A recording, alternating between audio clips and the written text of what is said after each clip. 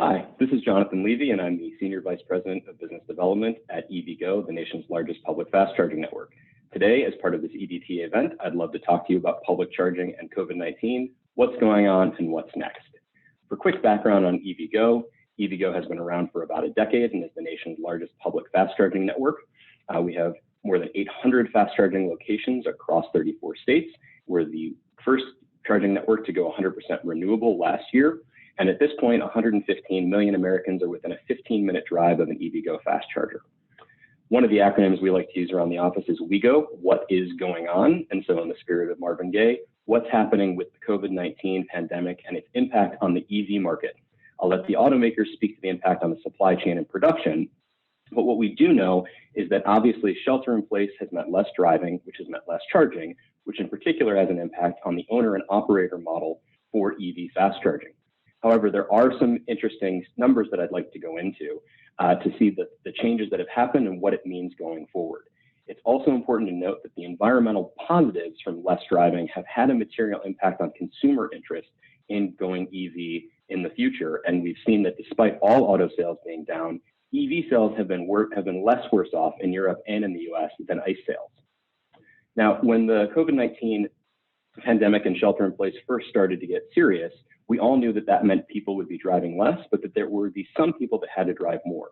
So our CEO, Kathy Zoy, said we need to take care of our customers first, and especially those customers that are connecting our communities.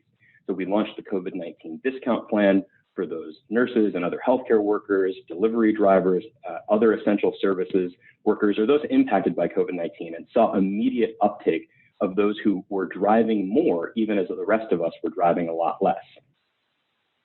Now, if we take a look at the numbers themselves, we had this around 60 to 65% drop off in utilization pretty quickly when shelter in place began to start.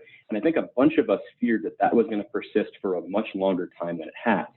As of this summer, we started to see retail recovery almost back to February levels. Now, a couple of interesting insights here.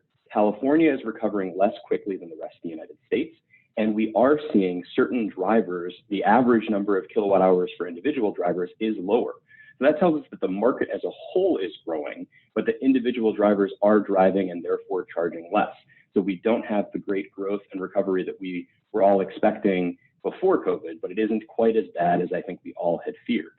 So what does that mean for what's next? Well, the good news is that EV charging is essential infrastructure. That's been something the CEC, the California Energy Commission, has declared, as well as numerous other states. That's allowed EVgo and other charging networks to keep building. And we have opened more than 125 fast chargers despite shelter in place this year. We intend to continue with the hundreds more that are in construction and have thousands more planned behind that, all of which is important because unfortunately, COVID-19 is not going to just disappear overnight in the coming weeks. Additionally, I mentioned the fact that we had average kWh per customer declines, but that's been uneven depending on the segment, as we've seen an increase in vehicle miles traveled and therefore charging activity from those drivers that previously had been relying on workplace charging and now have to rely on public fast charging, once again underscoring the key importance of public fast charging for ubiquitous EV adoption.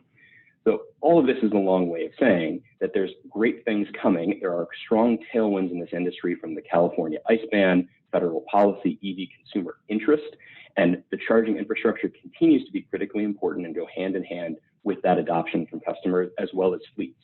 So I look forward to engaging with you at this virtual EDTA event, and I'm happy to follow up offline. You can reach us at evgo.com. Thank you.